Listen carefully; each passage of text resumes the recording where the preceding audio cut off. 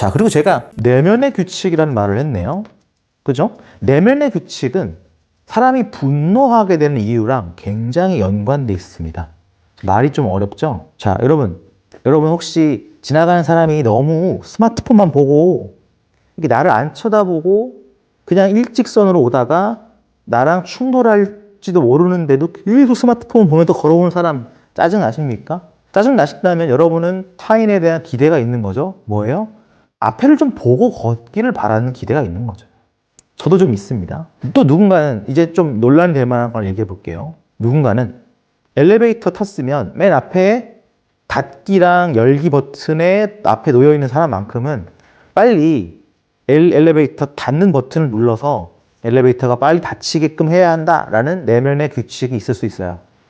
자기 자신의 규칙인데 상대도 좀 그래야 한다라는 이 오지랖이 생길 수 있는 거죠. 근데 자꾸 상대는 좀 여유로운 사람인가 봐요.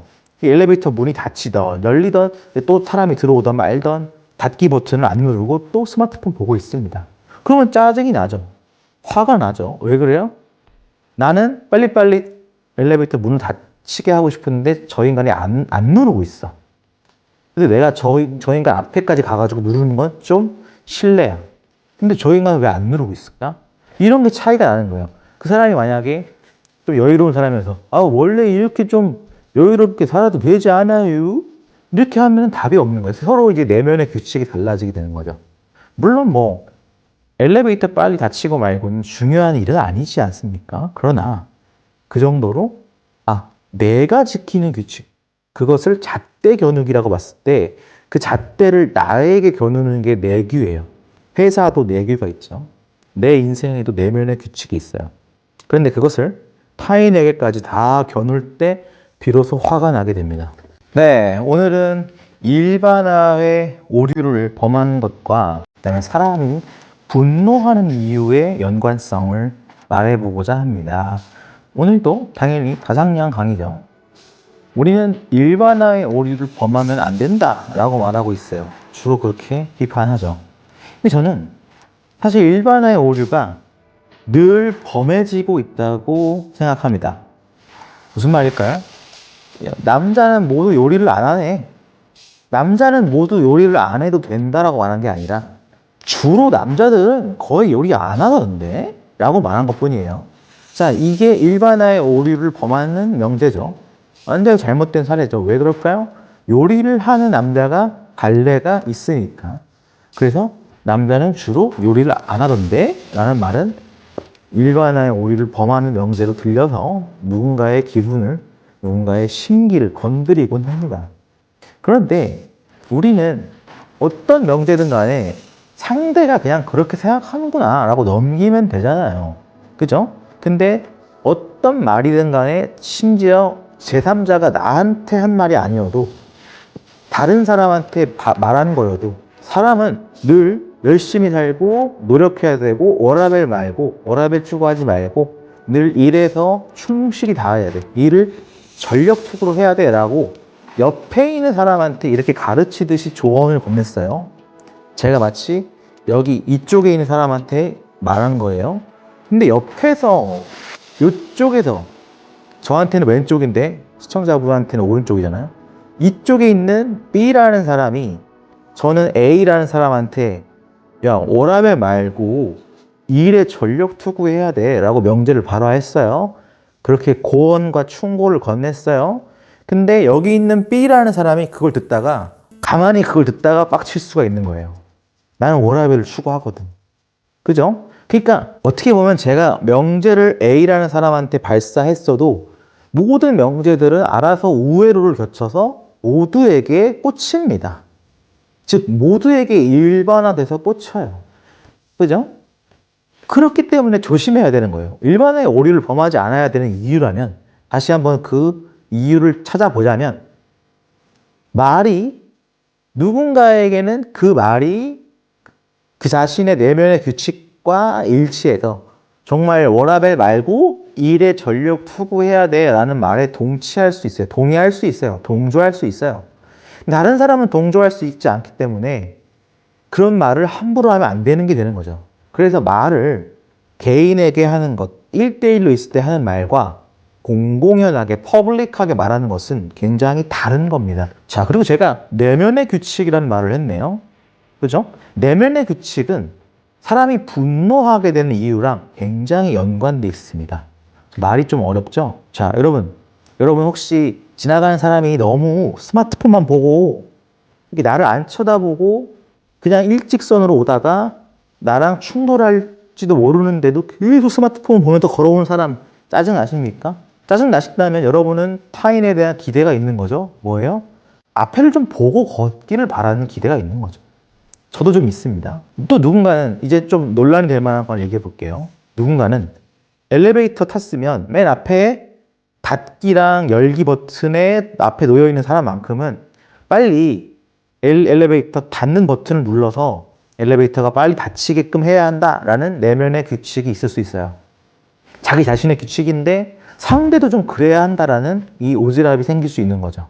근데 자꾸 상대는 좀 여유로운 사람인가 봐요. 엘리베이터 문이 닫히던 열리던 또 사람이 들어오던 말던 닫기 버튼을 안 누르고 또 스마트폰 보고 있습니다. 그러면 짜증이 나죠. 화가 나죠. 왜 그래요? 나는 빨리빨리 엘리베이터 문을 닫히게 하고 싶은데 저 인간이 안 누르고 있어.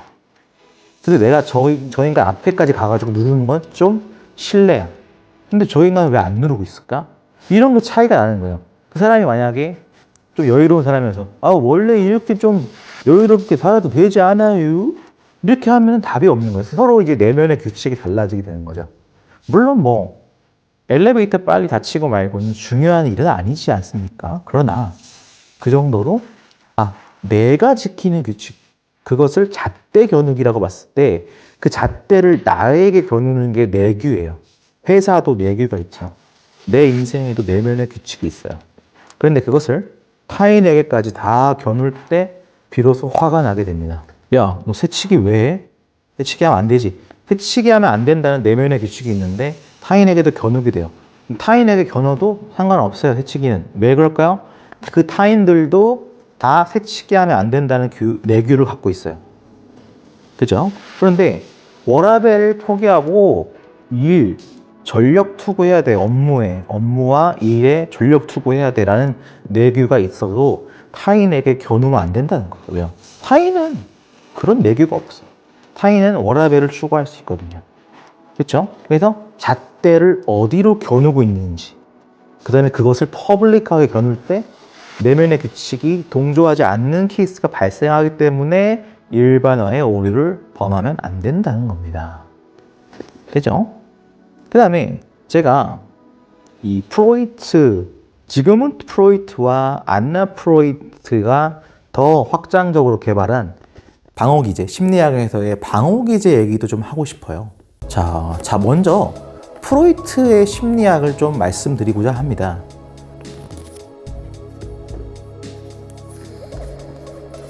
제가 프로이트의 심리학의 무의식 자아와 초자아와 원초아의 이 구분을 아이의 양육 과정, 아기의 양육 과정을 통해서 좀 천천히 말씀드리고자 합니다.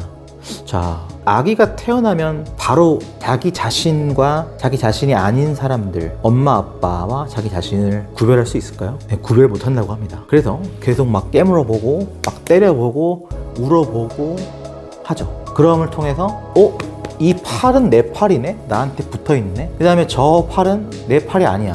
저 사람은 자꾸 나를 챙겨줘. 그리고 자꾸 자신을 엄마라고 부르래. 엄마의 팔이구나. 나를 낳은 사람이구나. 아빠구나. 이게 타아와 자아의 구별이 생기게 돼요. 그렇죠? 원래 처음에는 원초적 본능밖에 없어요. 배변욕, 똥 싸고요.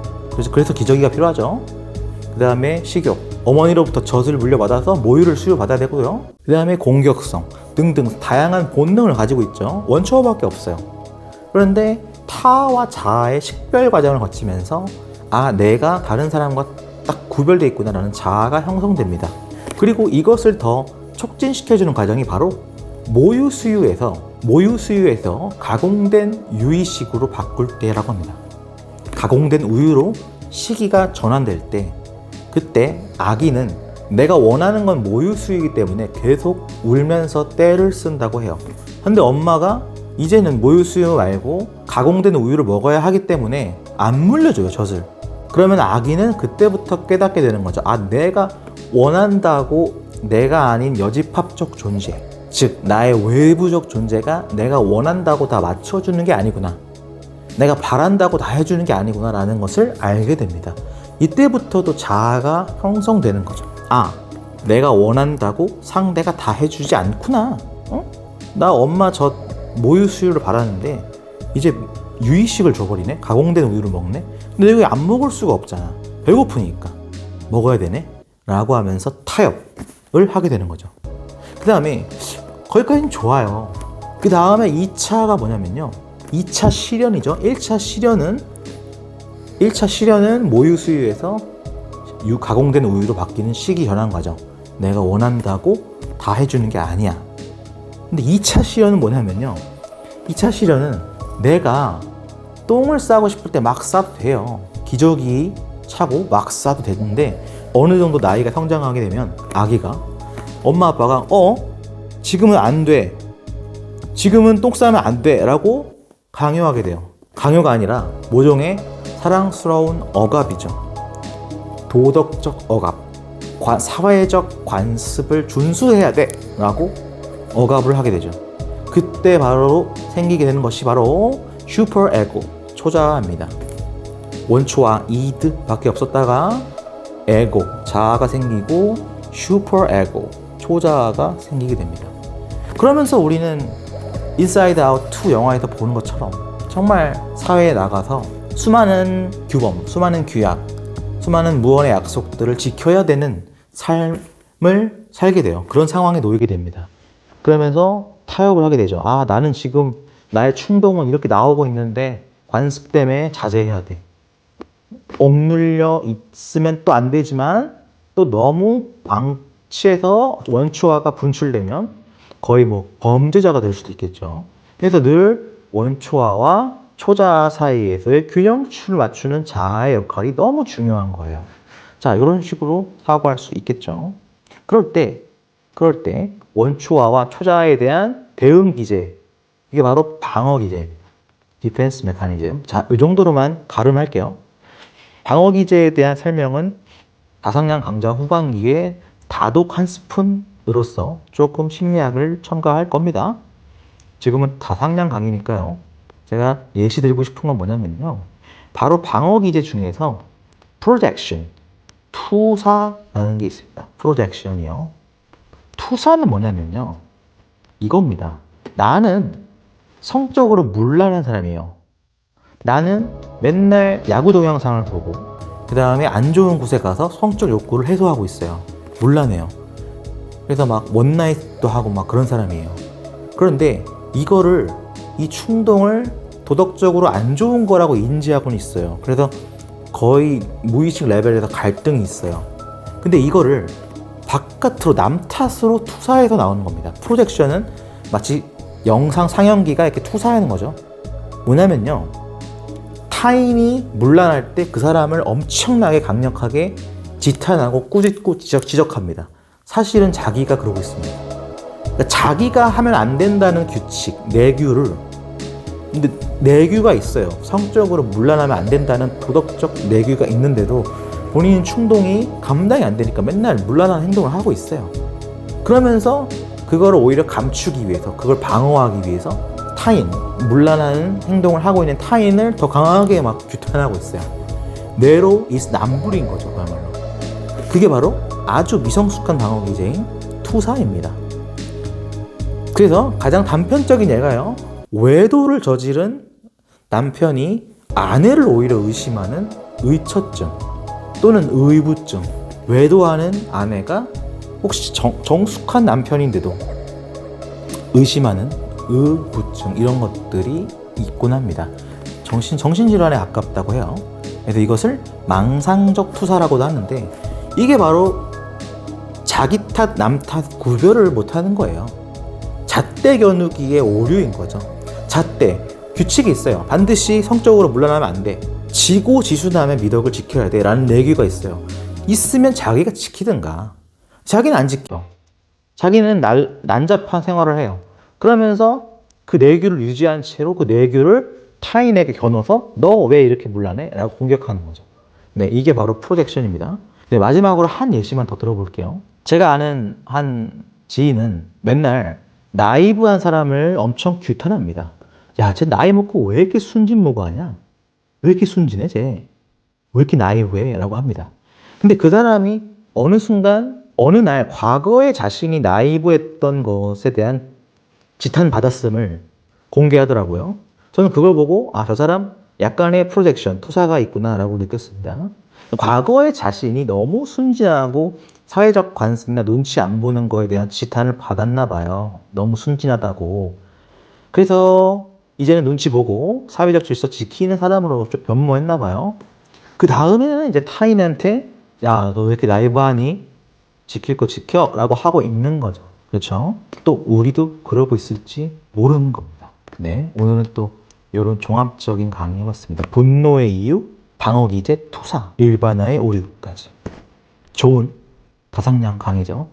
그래서 어떤 규칙, 규범에 관련된 사고, 과연 나한테만 겨누고 있나? 아니면 다른 사람에게도 겨누고 있는가?